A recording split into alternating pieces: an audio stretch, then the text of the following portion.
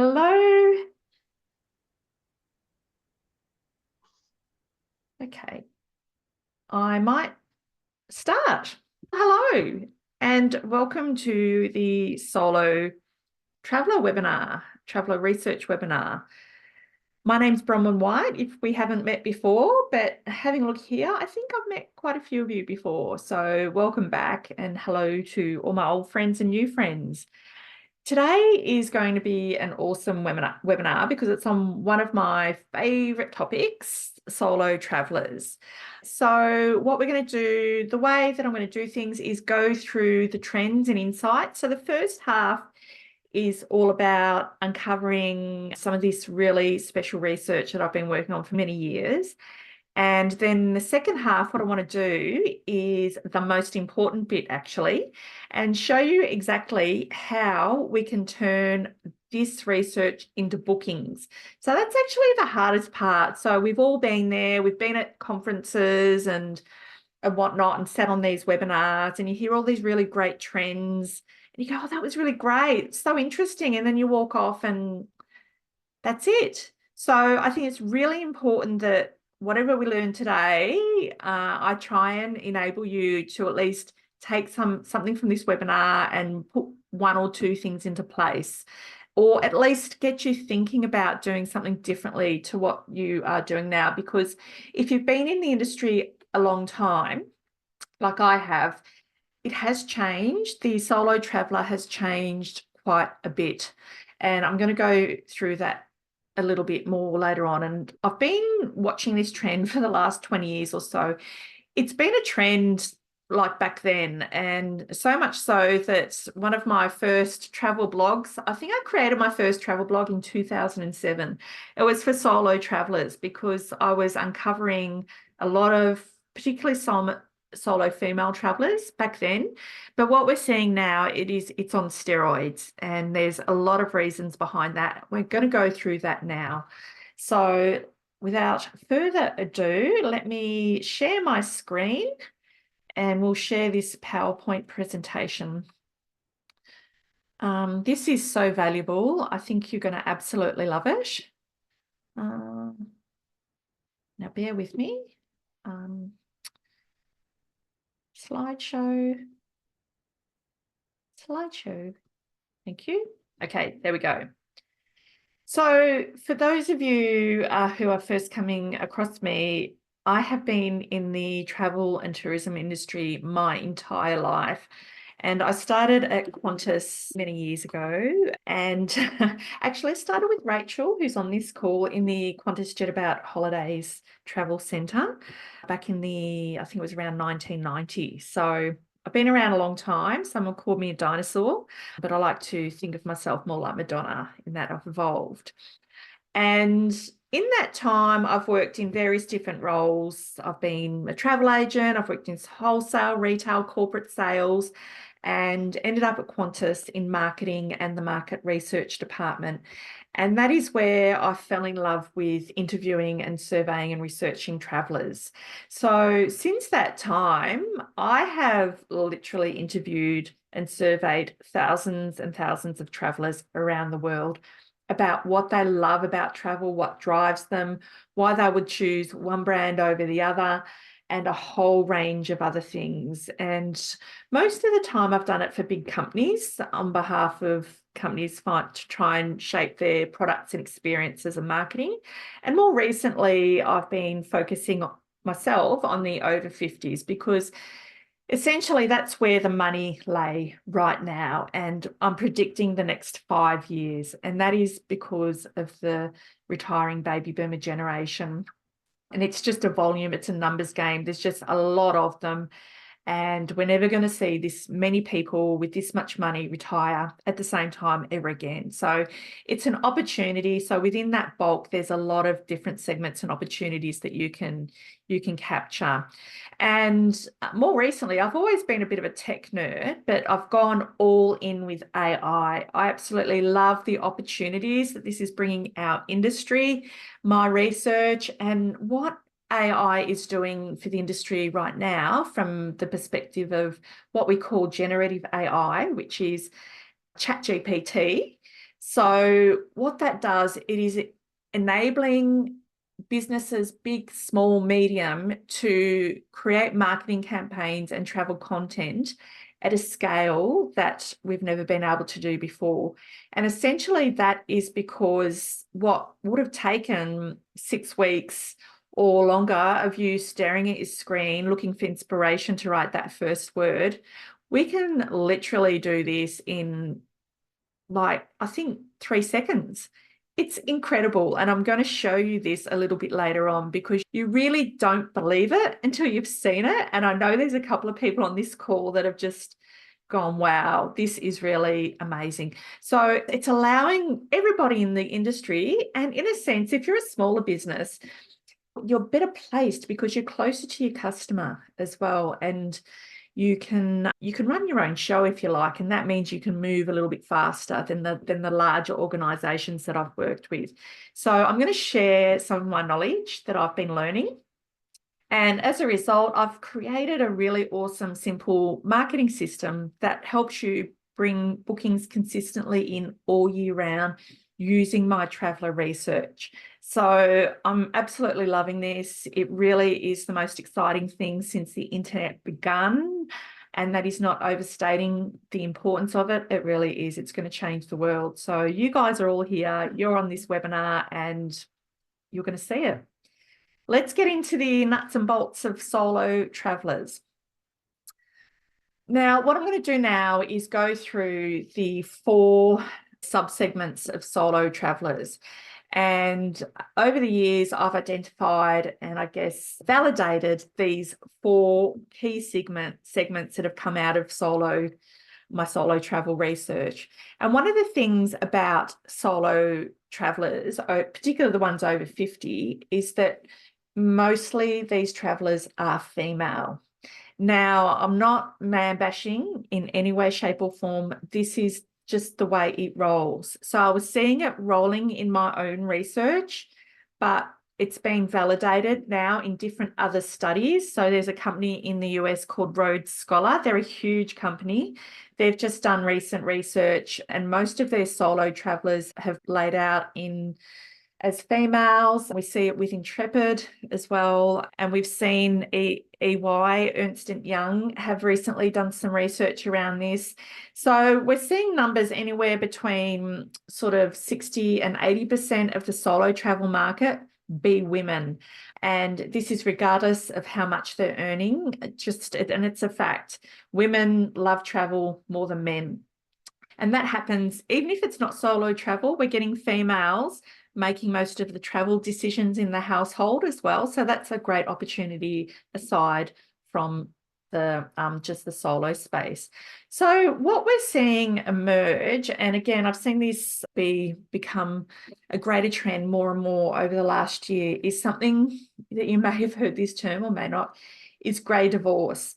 And what is happening is when people are getting to their 50s and 60s and the kids have fled the nest, or metaphorically fled the nest because they can't afford to move out these days, what is happening is that the female, if it's a husband and wife, she wants to do more travel, perhaps do more education, go and work or do something. And hubby's retiring and he just wants to stay at home. So in my research, I'm really discovering that one of 2 things happen. He's 100% behind her, supportive. They're great friends. He's supportive of everything she wants to do.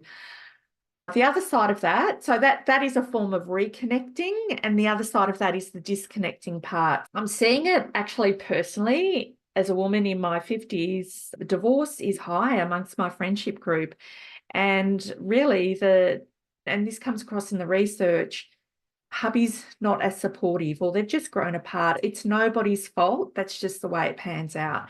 So we're seeing divorce as a means of freedom and for women, and there's stats behind this. What we're seeing is that in the over 50s age group, it is the highest divorce rate of all time, and of all age groups, sorry. And then what we have is around between 80 and 90% of those are initiated by women. So that's a really interesting insight, and I've done more research down that path as well. And the thing is, they won't let previous life experiences determine who they are. They want to embark on new adventures and fulfill their dreams. And travel is a form of personal growth for these people.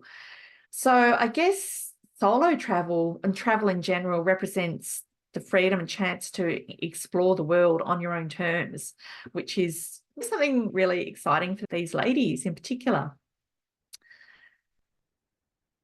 So they've often prioritized family during the marriage. They've prioritized their other partner's work, jobs. So Debbie can't get in takers. No takers. It's a common problem, Deb. And one of the key things comes out, and I hear a lot of women saying, I can't think of anything worse than getting into another relationship. And they really place a lot of focus on friendships with females or other males. They just want to hang out with their friends, and that's at home. They can be traveling on their own or with others. So they're quite content to be single for a while. And it's a really interesting time. So if you have a look at some of these quotes, I'll have a sip of my cup of tea. This is actually from the Daily Mail. I don't read the Daily Mail, but I came across some of these quotes that, I guess the word's poignant. I hear this often. He's not a bad person, but I was in danger of disappearing from view. So from that perspective, travel for these ladies is a transformational experience and a chance to really find out who they are. So when you're thinking about marketing and talking to these people, it's okay to let them know that you understand that. So it's a traumatic time, it's a special time, and it's exciting, and it's a scary time for these ladies. And that they are fearless. Okay, the next. So then we have our other travellers. They're generally widowed, and they fall into two categories. So those who previously travelled with their spouse and now continue solo, and those who were restricted from travelling by their spouse and are now eager to explore the world. And widowhood represents a newfound freedom that they love their husbands, but they're in a sense held back, and they respect their memories and they love them, but they are also embracing their current new lifestyle. And I'm sure you've all come across these ladies who I find them unstoppable. And we cannot put these women into any particular boxes either. I came across a couple of ladies on a recent Intrepid tour that I went on to Tassie, and they were both from Queensland. They knew each other from the tennis club, and both were widowed within the last year. So they travelled sometimes together, they travelled sometimes independently, but one of the ladies in particular loved Intrepid tours, but she also travelled on Penang cruises. She's going from that true luxury down to, I guess, more adventurous. So they're not in the box. So they're driven by a sense of adventure and experiences, and they're just wanting to, I guess, it comes down to rediscovering who you are and yourself as well. So always have a variety of different trip styles planned or available to them, not always luxury. Sarah, if you're here, don't be afraid to offer an Intrepid premium aside your Penang cruising, is what I'm trying to say here. So perpetually single and adventurous. These ladies have never been married or never really been interested in long-term relationships. Sometimes they've never just met the right person, and they're very adventurous and just enjoy enriching experiences. They tend to do really interesting things at home as well. They're physically fit, and they're just, again, wasting their life, if you like. And I love Carol, who's the most beautiful woman I interviewed one time. I love that she said, I love men, but I've never found the right one who can keep up with me. And a lot of men won't travel or wouldn't be supportive of her incessant need to travel either. So again, that's really hard to find sometimes if you're a woman who's been independent and traveled independently and lived independently, to find a gentleman who aligns with your views and your values of who you want to be. And then we have the married or partnered solo travelers that are in a relationship for some reason or another. Their partner just doesn't want to travel, or sometimes they may travel together and sometimes they may travel alone. So what I found in my research, again, interviewing many of these people, these relationships tend to be based on very strong friendships. So they've experienced many firsts together anyway. A lot of these guys are childhood sweethearts, which I find really interesting. So I just love my job. I love talking to these women and just finding out what drives them, what's their secret. And they are very respectful, more friendships now, and they respect each other's interests and need to find different things in life. I came across a respondent where one partner had fully retired, the other one's still working. And actually, this was a male. So he got made redundant. And the next day, he booked an Antarctic exploration cruise, which is why I've never really wanted to go on, but he went on by himself. And so she had her work and she did different things as well. So, and there were also instances where couples would travel together and then for that particular same trip, they would split and do different things. So recently, a guy called Phil, he went to do some of the military tours in France and she went to Bruges for the weekend. And then they might come back together at the end of their individual trips and do something together again, and they'll be away for long periods of time. Yeah, so I guess what we're saying is there's no rules. So who are these women? Mostly women. Some of them have traveled all their lives, some of them have just started. What I found is a lot of the over 50s women particularly enjoyed being in a mix of age groups, and I find the younger ones enjoy that as well. So what we're seeing more of as well, which I find really interesting, is grandparents taking the grandkids away. So I've interviewed a few people where the grandmother has taken a grandson or granddaughter away for an 18th or a 21st, and they travel together on an intrepid tour or cruise. And this isn't in my own research either. I spoke to someone at Virgin one time, and they were saying that they conducted research and they found more similarities in the baby boomers and the Gen Zs than they did in millennials and others. So we're seeing really interesting trends play out here as well. They're doing lots of different things. Money is really not a concern, though obviously for some it's a consideration. Obviously, some are more wealthy than others. Some respondents at this age come into a healthy inheritance if their parents have passed away. Widows tend to have 2 lots of superannuation. And interestingly, I do interview pensioners as well. And I just want to say I love these women, because once a traveller, always a traveller, and they will find a way to travel. And there's things out there to cater to them. They can go on their free rail trips that they get every year on the seniors card.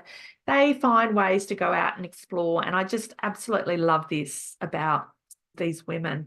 And again, Ernst & Young, EY, they are now have spoken in their research about the travel gap between women and men, and that it is not due to a financial gap. But there was no further research that shows us why women are more likely to indulge in their travel passions rather than men. That would be a good one. I think that's a really good PhD for a student.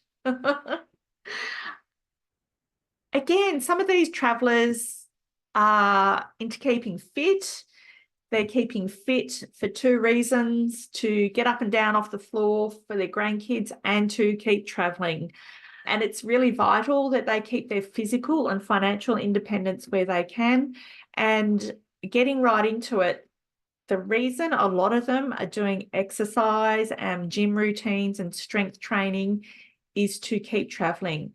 So it's not uncommon for me to interview travelers and come across these travelers who have regular Zumba classes, yoga for flexibility, mobility training, they call it, weight training. A lady had a fitness routine from her gym working on her legs and her core.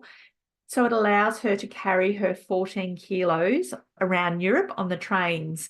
So they put a great deal of thought into planning to travel solo for as long as they possibly can. And it means hitting the gym on a regular basis. And if it means that they can keep them traveling and not be dependent on other people, so be it. And they also tend to travel with the assumption that there will be nobody there to help them. Once a traveller, always a traveller. They are truly curious about the world. And a lovely lady I interviewed, Susan, she was 73-year-old widow. She met her husband in 1964 in East Africa. Imagine a time, a woman of that age meeting her husband in East Africa. She was a true pioneer and just a really wonderful lady that I enjoyed interviewing. So Carol, again, she'd always been single and just has a lifelong of travel, loves small group tours, traveling with friends as well. They love meeting people. Here's something that happens quite a lot. A lot of them will stay in an Airbnb, but as a part of somebody's house so that they connect with local people, which is originally what Airbnb was sold as. You stayed in someone's house, in a room, so that you could really connect with that local way of life, if you like.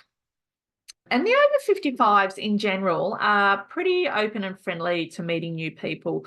And I like to say with this generation, with baby boomers and even myself, I'm 53, Gen Xers, we lived in a world before the internet. So if we travelled before the internet, you've got to think we actually travelled to places and we didn't know what was there before we got there. Does that make sense? So what that means is that we probably have a truly adventurous spirit. Boomers have this, that travel, have this adventurous spirit because when they travelled, they just had to go to the place, get out of the plane. They may have had their Lonely Planet, but they just got out and walked and started asking questions and read maps. That's how we travelled. And that's a crazy thought when you think about it now, isn't it? We have access to so much more information on the internet. We have lived the holiday before we actually go there. So again, these people are not afraid to travel solo because they're confident. This lady, Margaret, she, 68-year-old divorcee, she was one of the ones that came into an inheritance, always wanted to travel, but she was very shy. So she talked to me about how she had a stable of icebreaker questions that she could use to feel confident in situations where she had to go up to people or join groups. So they really work hard at themselves to enable themselves to travel. All sorts of trip styles. There's no rules here. They're independent. They're coach touring their cruise. They're doing all sorts of things. Who does it? Look, I'm going to be honest, Intrepid comes out over and over again in all of my research. And I think, especially with the over 50s research, they are a generation that grew up with Intrepid. They started with Intrepid in their formative years, in their late teens and early 20s, and they've had a big gap and they're going back to Intrepid. And at times I come across these evangelical fans of Intrepid. High repeat visitation. Intrepid and small group touring is great for solo travel. G Adventures, Two Can Travel, Dragoman, Grand Pacific Tours also come out really well. I've come across them a couple of times. and they move the seats every day. And that's something that people really enjoy, that you're not stuck in the same seats, that you're not conscious of being a single traveler, a solo traveler in a sea of couples. So there's pros and cons of traveling solo. Obviously, you can do what you want when you want, no one to please, no waiting around for someone at a museum. We've all been there, haven't we, when you're really not interested, but that person's there for hours. You don't miss out on traveling, and you get to meet all sorts of people. And I know myself, I'm actually, you make more of an effort to talk to people when you're on your own. The cons of traveling, and these are barriers, if you like, you need to really talk about. Don't be afraid to talk about the cons, because it will position you as somebody who really understands your ideal traveler.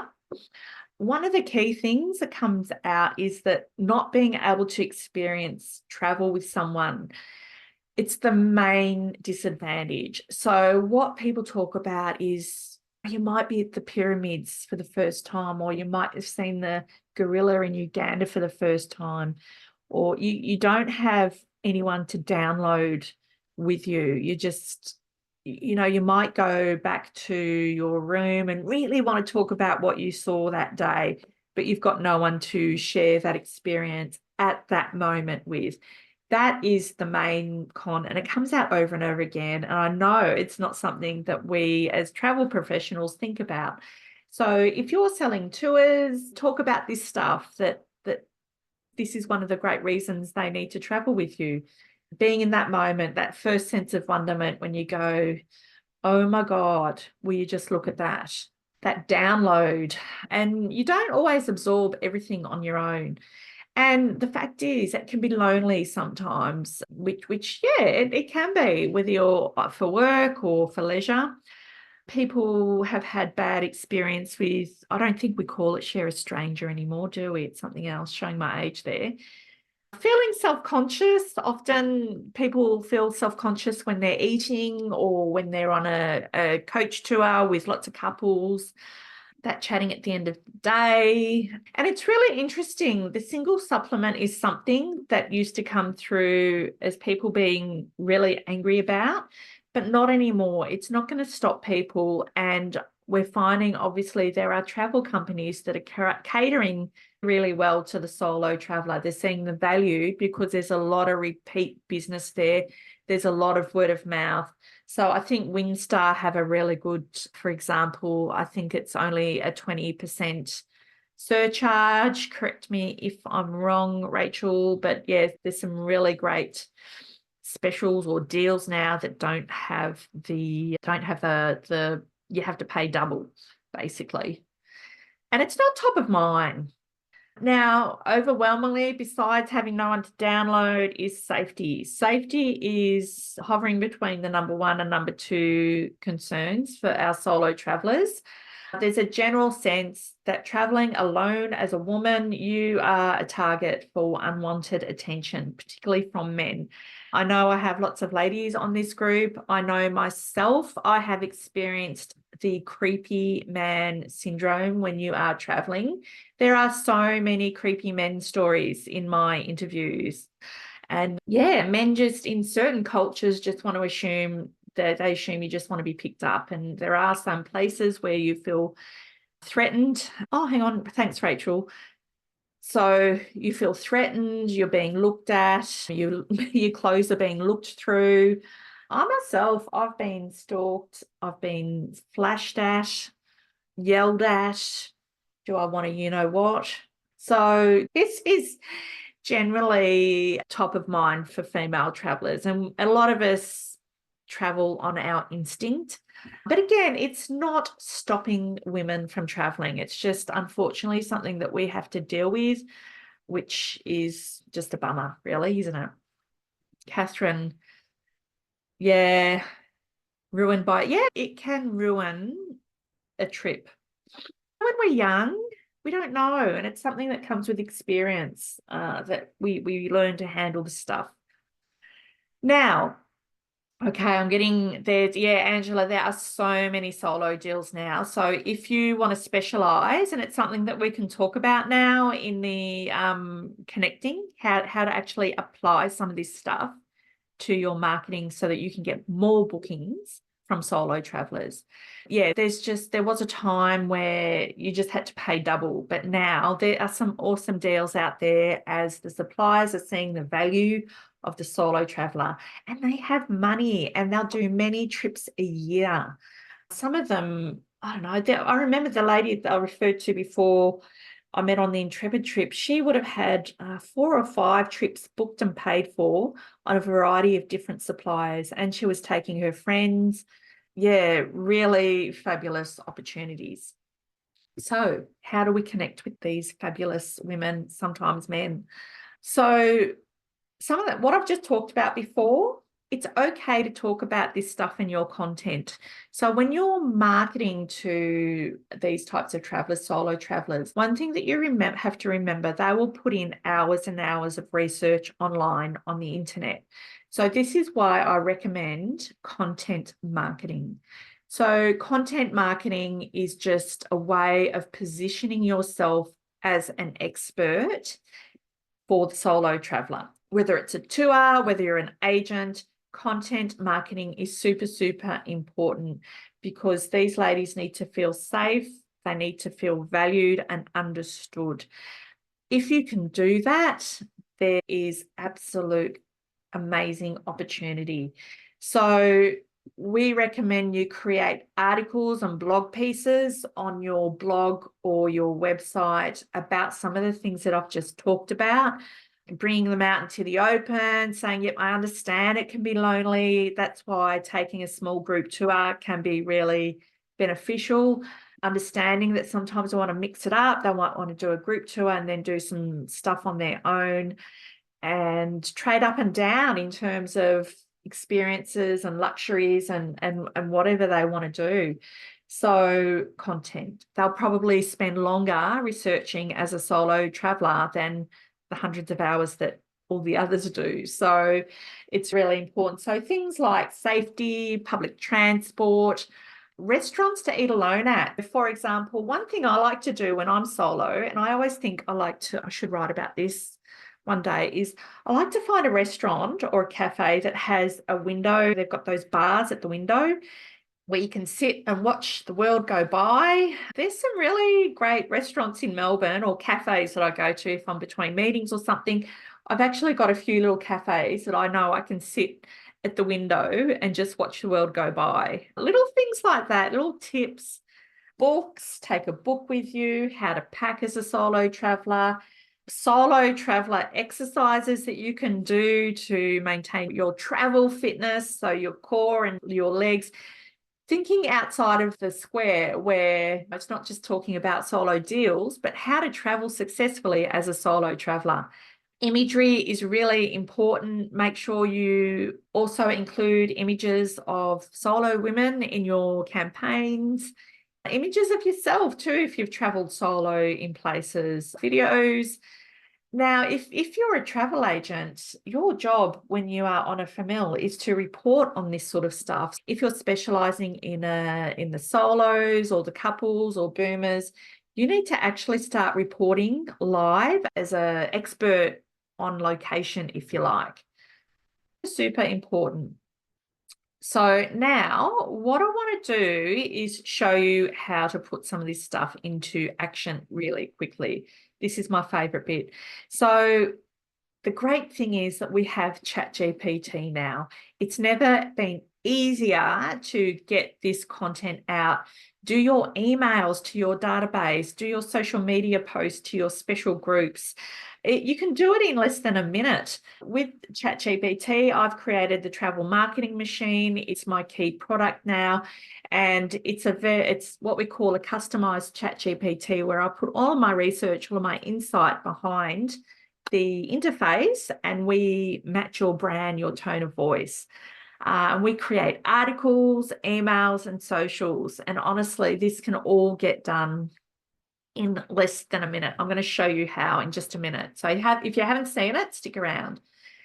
So I've recently done a research paper, a white paper on ChatGPT. It's a wonderful tool at any level, but you run the risk these days of killing your brand with ChatGPT. And here's why. You risk driving your ideal travelers to absolute boredom, because what we're seeing is boring, repetitive, overused words and phrases that make every article sound exactly like the last one that they've read. And if I see another hidden gem, someone kill me. But seriously, it's a risk. And as a travel and tourism professional, there is nothing better than reporting on your first-hand experience. Okay, so knowing your audience inside and out, knowing their likes, knowing if you felt safe, knowing a great restaurant to eat at, knowing you can smell the garlic as you walk past this beautiful Italian restaurant on the Amalfi Coast. So what I say with ChatGPT, just the normal version, use with caution. It'll take you 70 or 80% of the way there, but it's really important to put your human eyes into your whatever you create in terms of content, so that you don't kill your ideal traveler with boredom.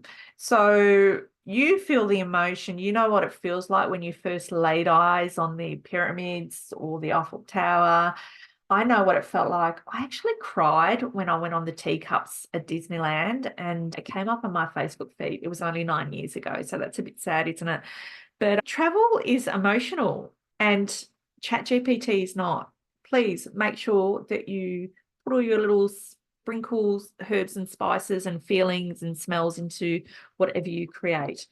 But what I want to do now is I will open the floor for questions, and then I'm going to give you a demonstration. So does anybody have anything to ask me while we are here? No? We ready to get on with it? No questions. Few creepy men comment. Okay, Nira, what's your question? Do you want to type it in, or will I take you? I can probably take you. Oh, there we go. Yes. Nira, what's your question? Do you want to write it in, or? Yeah, type it in. Oh, John. Okay, so we talked about that a little bit. What we're seeing in a variety of research, and depending on the company, is that it sits anywhere between 60 and 80% women over men. It's definitely skewed towards women. That's not my own research. So there were a couple of other sources I found this week. One was from Ernst & Young. They came across it, and the other one was Rhodes Scholar, a huge company in America. Yeah, definitely anywhere between 60 and 80% towards women, depending on the company. Do you have any research on girls only travel? Is that different? Yes and no. Look, it comes out naturally. In my own research, I would say that 90% of the people I interview are female, and that's a natural fallout. So I think what I've talked about here, Christine, you can assume would be the case first. I'm assuming you're thinking women's only tours. That's what I'm assuming. And that is why there is a proliferation of women's only tours as well. Absolutely. So Nira, run my own fun challenge core.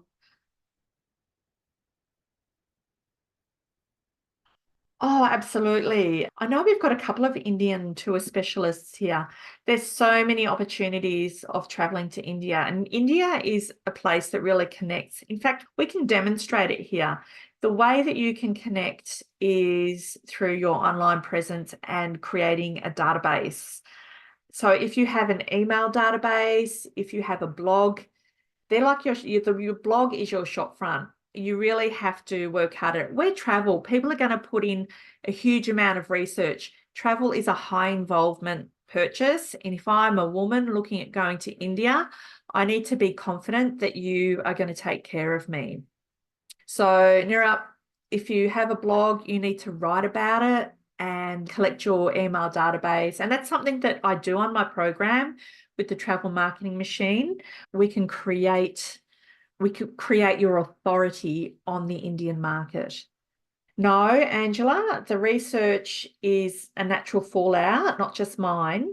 And interestingly, in that Ernst & Young research, they recognise that women by far travel more than men, but they haven't looked into why that is. Men just like to be in the comfort of their own homes. We don't know. That's why I think a university student needs to do a PhD on this, because it would be really interesting. Yeah, so what I'll do, we might do, I think, Deb. Okay, I hope that's answered everyone's questions. Now I will, hang on, we've got more Q&As. So Christine, women traveling together in groups, it's no different at all. So you can assume that this research will help you in marketing women's only tours, because the benefits primarily is safety and you're being with people that are of a similar interest, especially places like India. I'm going to share my ChatGPT screen now. Actually, no, that is not my ChatGPT. That is my report about ChatGPT. Stop sharing. Share screen. Bear with me, guys. As usual, I have way too much open. Here we go.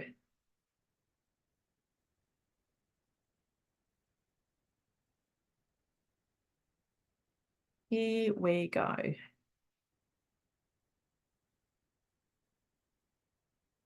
I think there was a question there in the chat. Yeah, that's Catherine. That's exactly how it is. Even if you don't overtly want to market to women, it just naturally pans out that way because women travel more than men.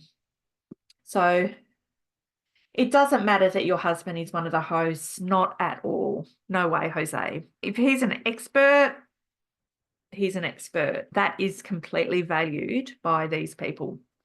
Okay, so what I want to do now is I'm going to talk to ChatGPT right now. Today, I want you to create.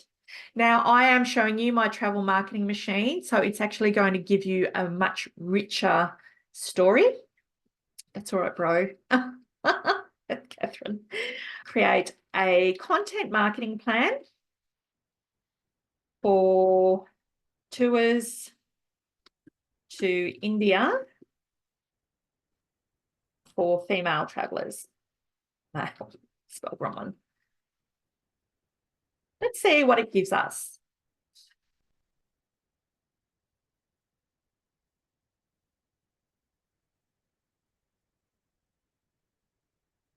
Okay.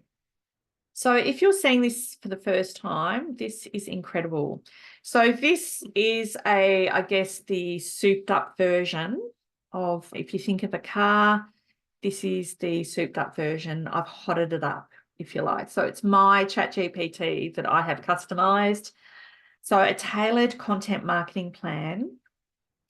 Now, what we've done here is it's included the 8 stages of the traveller customer journey, because the way that travellers decide on what travel brands, what tour they're going to go with, when they're going to go, is actually a very complicated, complex range of stages. So they start off with dreaming, why India is the perfect destination for female travellers. Amazing. Yes, this hits the mark. So what this travel marketing machine does is that it will give us a blog title and a structure based on the research.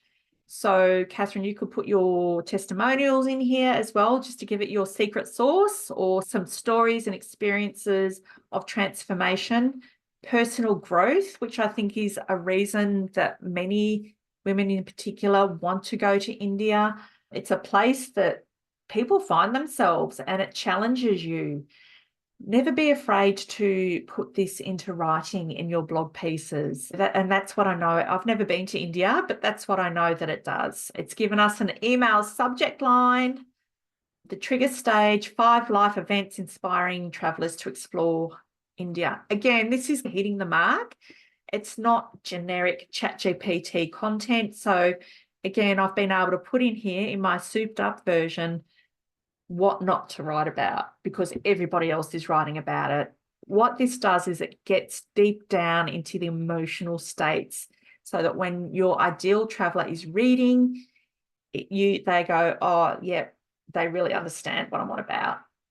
Cultural festivals are a big part of India as well. It gives us the social media posts. So the strategy, I forget who was asking about the strategy before.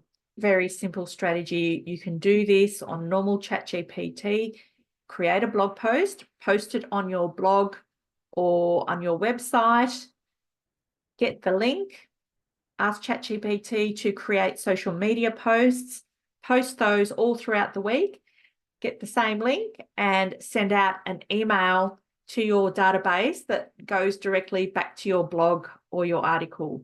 It's not rocket science. It will take you less than a minute to do this. So as Phil knows, the hard part is actually putting it into the blog. But the more you do it, the easier it gets. And you can churn out once a week at least.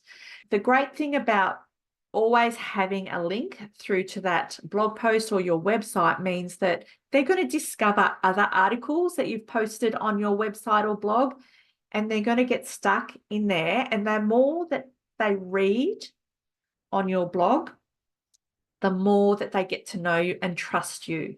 The know, trust, and like factor is super, super important, particularly for the solo traveler going to places like India. So always driving them back to your website where they can read all your other bits and bobs there. It's really important to have that strong web presence where you can. So there's no escaping it at all. You've just got to do it. And now there's no excuse because you've just seen how easy it is. So that we've got a planning, booking, what to consider. Now, the anticipation stage is one of the most underestimated stages of the traveller customer journey.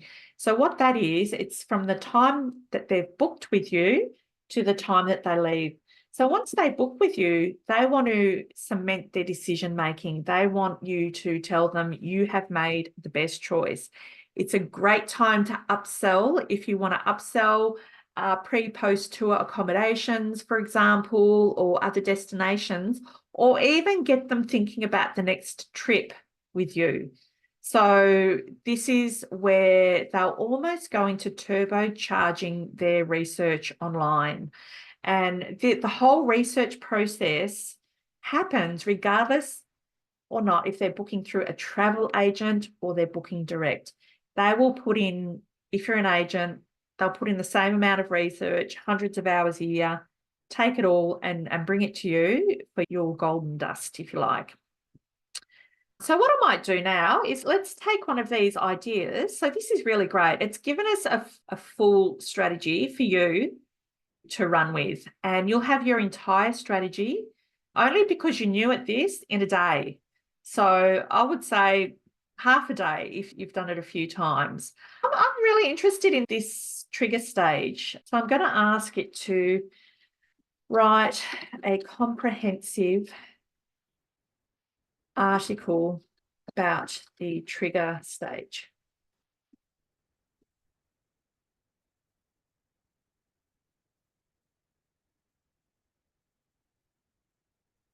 So here we go. Life milestones. Birthday, graduate, retirement. Interesting media moments. Yeah. We're seeing a lot of this, particularly with the Amalfi Coast at the moment. We've seen it with Croatia, Dubrovnik. I don't know actually if it's... So here's the thing with ChatGPT. You need to consider ChatGPT to be a really smart intern you've just hired. that has no social skills. If you treat it as your new employee, like in this case, you have to tell it hasn't quite hit the mark. So I want it to go here. And what will happen, the more you use it, the more it gets used to you, the less you'll have to instruct it. I meant from the plan you just created. So let's see what it comes back with. Here we go. Oh, it's still giving us that. Milestones, personal growth, navigating. I love this. Wow, I love the way it's framed it. And again, because we've trained it that way. This is a really nice article.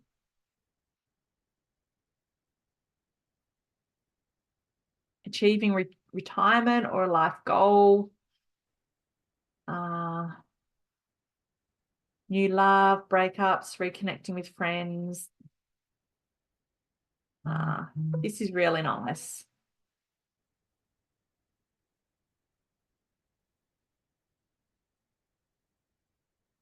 Okay, so what I'm going to do now is, actually, does anyone have a business that they would like? If you put in the comments, who wants me to use their business here? Who's got a real life scenario that we can, this is a great opportunity. Okay. I'm going to put Uganda. That's exactly what we're doing, Nirup. I hope I'm pronouncing your name correctly, Nirup. That's exactly what we're doing. You're planting the seed and the thought. It's what we refer to as the trigger. And if we go back here, we've actually created a trigger. So if we go back to the content marketing plan, that is the trigger stage. So with the 8 stages, it starts with dreaming. You are dreaming about travel. So trigger is something that takes me from the dreaming to actual planning.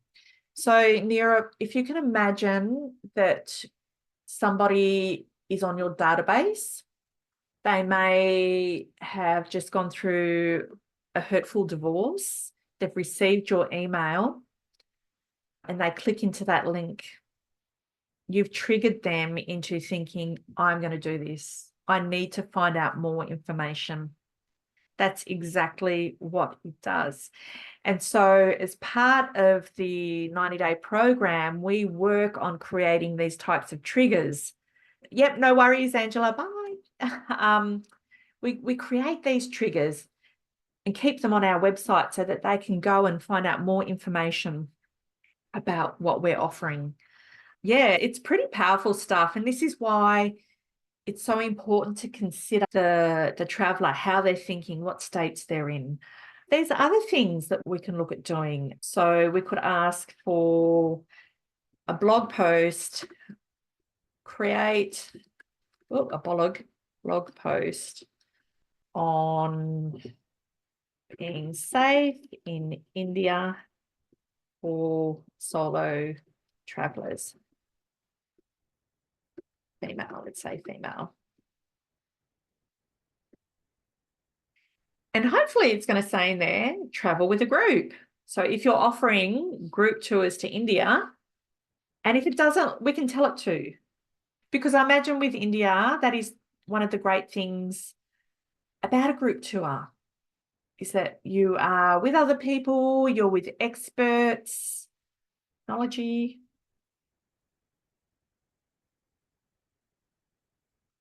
Trust your intuition. Us ladies have travel intuition, don't we? Explore women-only tours and experiences. Okay, I think it's a great tour. And what I'm going to say now, my tours are not only for women. and just see what it comes back with. Understood.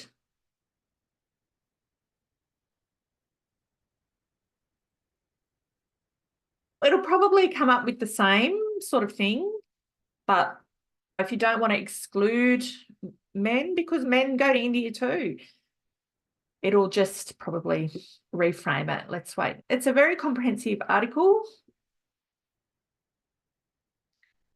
Set boundaries, public spaces, consider joining local tours and experiences. Great, Bryce. Oh, lovely. Okay, let's talk soon. Thanks, Bryce. Great to see you. This is a really good article. So imagine if someone lands on your website and has something like this to read, they're going to go, this is really awesome. These people know what they're talking about. Does anyone else want to try anything? And I'm really happy to send a copy of this if you want a copy. Now, one of the great things is that I have created this travel marketing machine and a 90-day program with the travel marketing machine. Okay, Rach, see you later. Now, we are selling foundation memberships. This is brand new, and this is something that we have never seen before. It's all new. It's AI. And, oh, hang on, my husband's giving me a note. Don't forget to post. Yep, I will. I'll post the link. He can hear me. No one else is doing this. This is the first. And I think with this, my superpower is my 20 years of traveller research, and it can be your superpower too. We're getting amazing results in this program. Sarah Webster, I don't know if she's here. She's got a travel agency in Brisbane, and she wrote in the month of July what she wrote in the entire year before. So she was able to churn out this content and press releases and get published in various different magazines, and it brought in the bookings. So what we do is we take you from the very, very beginning to the end, to when you start getting bookings. So what I want to do now is just post some information to the travel marketing machine. Now, if you decide to come along as a foundation member, I have some amazing, I guess you call them deals for people that join me up until the 31st of November. I'm going to put the link in here for you to go and have a look at.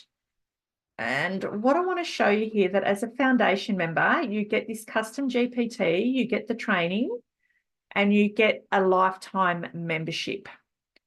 So what that means, I'll take you through it here, is that you will get access to the program and the research and everything that I do forever until 31 December 2024.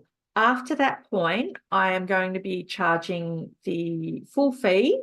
And then after the 90 days, it's a monthly subscription after that. So you will get access to my ongoing research and opportunities and training and AI insights. And let me tell you, it changes every single week. So it's a great deal. So what I'm doing for the next 10 members only, you can join.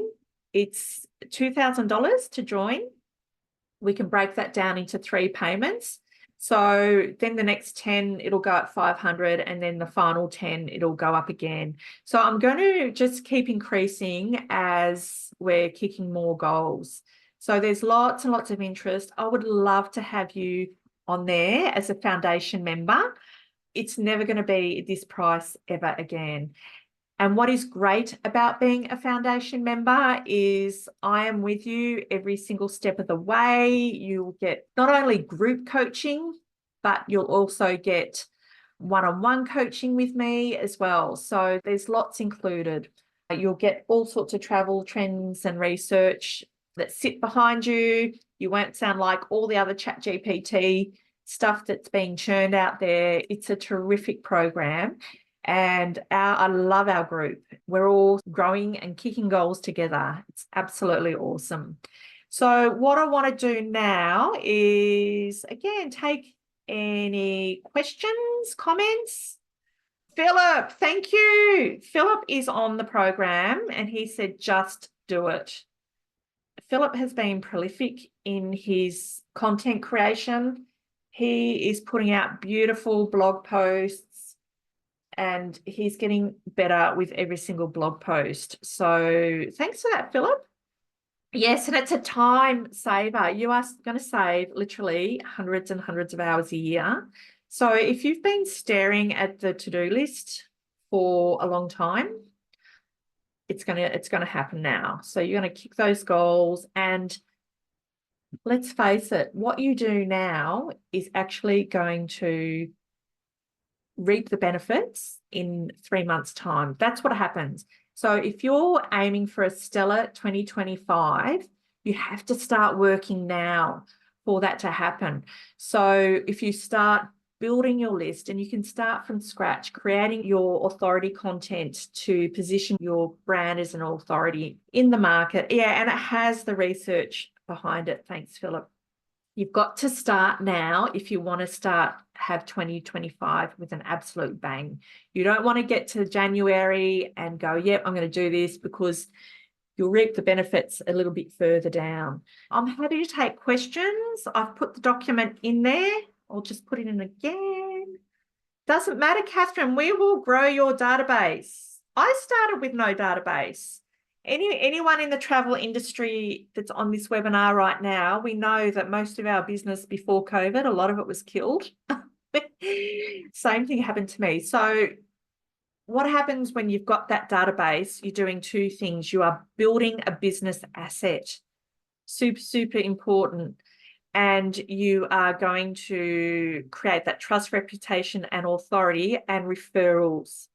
So you're going to have on your website, we will be collecting email addresses for your newsletters or your special reports on India. We'll talk about that more in the program. But what you do is you create that content, you create a place for people to trade their email with your newsletters or your special insights. So we create all that stuff within the program for you. It's not easy.